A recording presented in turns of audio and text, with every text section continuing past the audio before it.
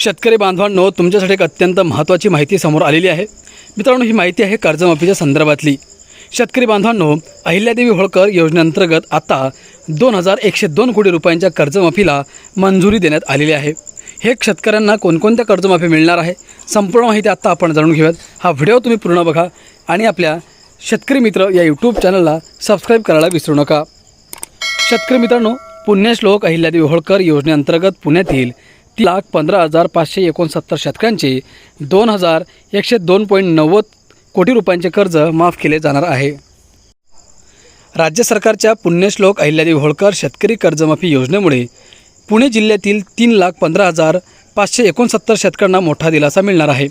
या योजनेअंतर्गत जिल्ह्यातील शेतकऱ्यांना एकूण 2,102.90 कोटी रुपयांचा आर्थिक लाभ मिळणार आहे।